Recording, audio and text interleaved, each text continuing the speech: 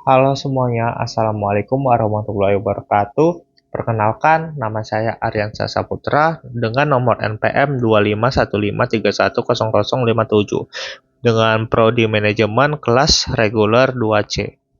Kali ini saya akan membahas materi mikroekonomi sebagai hukum permintaan dan penawaran. Pengertian mikroekonomi. Mikroekonomi adalah cabang ilmu ekonomi yang mempelajari perilaku individu, rumah tangga, dan perusahaan dalam membuat keputusan terkait penggunaan sumber daya yang terbatas. Tujuannya adalah memahami bagaimana pasar bekerja, bagaimana harga terbentuk, dan bagaimana keputusan konsumen serta produsen saling memengaruhi. Konsep dasar permintaan dan penawaran. Poin A, permintaan atau demand. Permintaan adalah jumlah barang atau jasa yang ingin dan mampu dibeli konsumen dengan berbagai tingkat harga dalam periode tertentu. Hukum permintaan. Jika harga barang naik, maka jumlah barang yang diminta akan turun, dan sebaliknya, jika harga turun, maka jumlah barang yang diminta akan naik. Faktor yang memengaruhi permintaan. Yang pertama itu ada harga barang itu sendiri.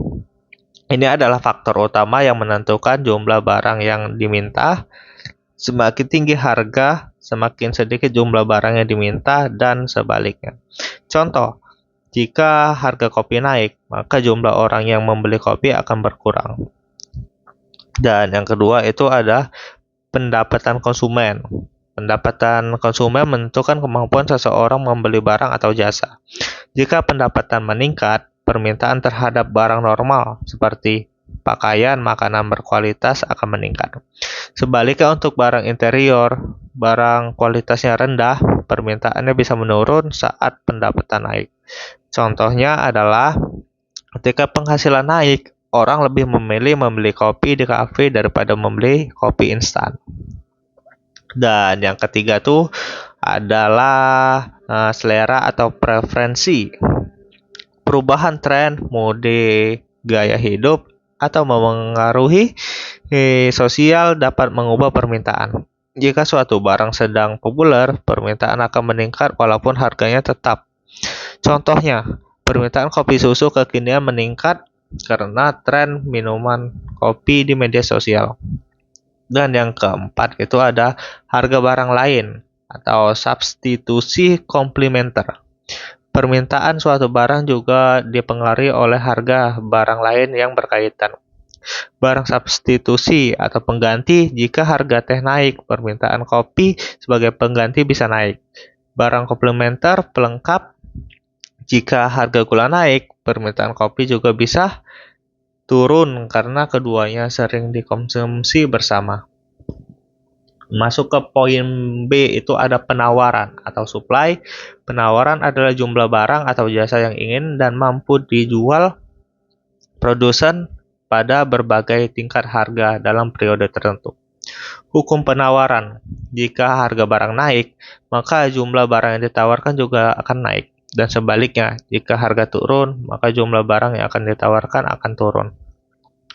Masuk ke poin ketiga, keseimbangan pasar atau market equilibrium. Keseimbangan pasar terjadi ketika jumlah barang yang diminta, jumlah barang yang ditawarkan. Titik ini disebut titik keseimbangan dan menentukan harga keseimbangan serta jumlah keseimbangan. Jika harga di atas keseimbangan atau kelebihan penawaran, harga di bawah keseimbangan disebut shortage atau kekurangan penawaran. Faktor yang memengaruhi penawaran. Yang pertama itu harga barang itu sendiri. Merupakan faktor utama yang menentukan jumlah barang yang ditawarkan. Semakin tinggi harga suatu barang, semakin besar keinginan produsen untuk menjual karena mereka mendapatkan lebih banyak keuntungan. Sebaliknya, jika harga turun, produsen akan mengurangi jumlah barang yang ditawarkan. Contoh, Jika harga kopi naik, pemilik kedai akan meningkatkan produksi atau penjualan kopi. Yang kedua itu ada biaya produksi. Biaya produksi mencakup biaya bahan baku, tenaga kerja, energi, dan peralatan. Semakin tinggi biaya produksi, semakin kecil keuntungan yang didapat produsen. Sehingga penawaran akan menurun. Sebaliknya, jika biaya produksi turun, penawaran akan meningkat. Contohnya, jika harga biji kopi atau susu naik, maka biaya membuat kopi meningkat dan kedai mungkin menjual lebih sedikit. Dan yang ketiga itu ada teknologi produksi.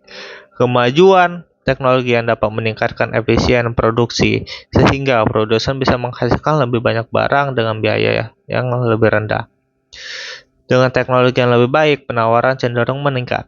Contoh, mesin espresso modern membuat barista dapat membuat kopi lebih cepat dan konsisten, sehingga jumlah kopi yang bisa dijual per hari ini meningkat. Dan yang keempat, harga barang lain. Barang lain yang bisa diproduksi dengan sumber daya yang sama akan memengaruhi keputusan produsen. Jika harga barang lain lebih menguntungkan, produsen bisa beralih memproduksi barang itu sehingga penawaran barang pertama menurun. Contoh, jika harga teh naik tinggi, produsen yang biasanya menjual kopi mungkin beralih menjual teh sehingga penawaran kopi berkurang. Dan masuk poin keempat, contoh kasus sederhana. Misalnya, harga kopi di pasar naik 20.000 menjadi 30.000 rupiah per cangkir. Konsumen akan mengurangi pembelian karena harga mahal.